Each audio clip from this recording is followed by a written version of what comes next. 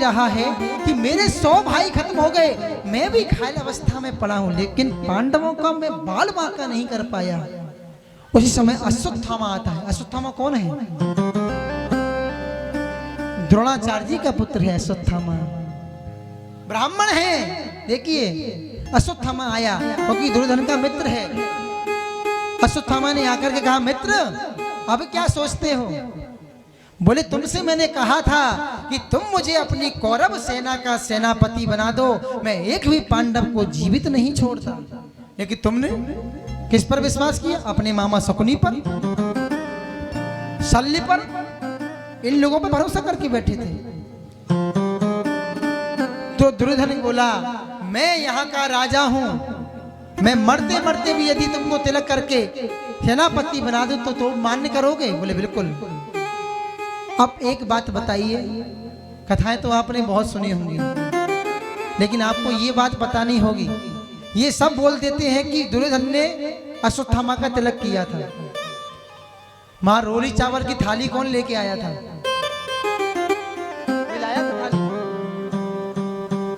दुर्योधन ने सेनापति बनाने से पहले अश्वत्थामा का तिलक किया, तो मां रोली चावल की थाली कौन लाया?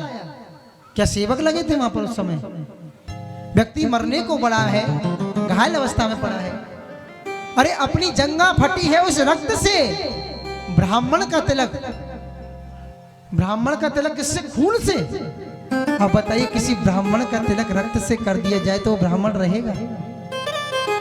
वो कौन हो गया? क्षत्रिय हो गया।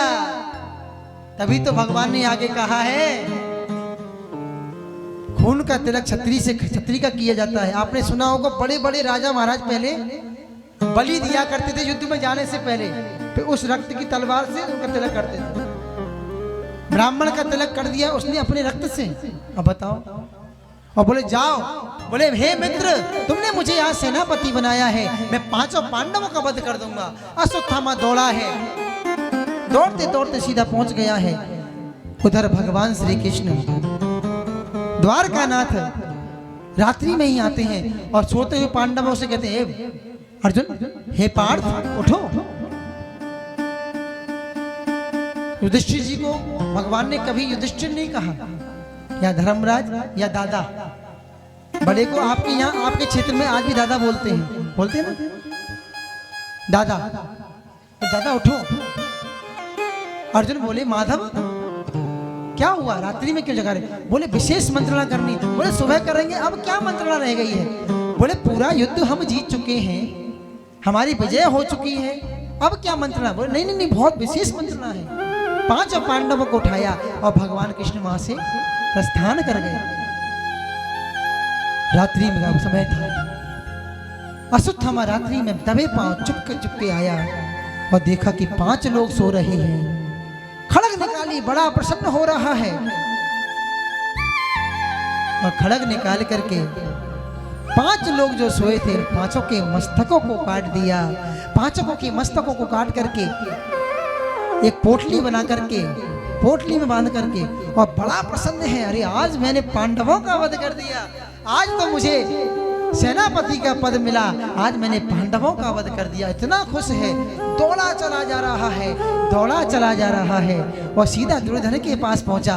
बोले मित्र देखो, जो कार्य तुम 100 भाई नहीं कर पाए, वो काम अकेले मैंने कर दिया है। पहुंचा है, और जाकर के जब पहुंचा, वहां जाकर के पोटली दुर्योधन के हाथ में दी। दुर्योधन बोला, मुझे इससे कोई तात्पर्य नहीं है, मुझे तो केवल उस भीम का मस्तक दो जिसने मेरी जंगा को फाड़ दिया, मुझे इस युद्ध भूमि में मृतक अवस्था में पड़ा छोड़ दिया।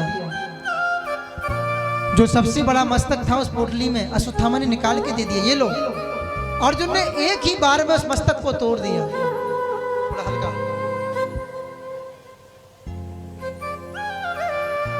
दुर्योधन बोला, ये भीम का मस्तक नहीं हो सकता।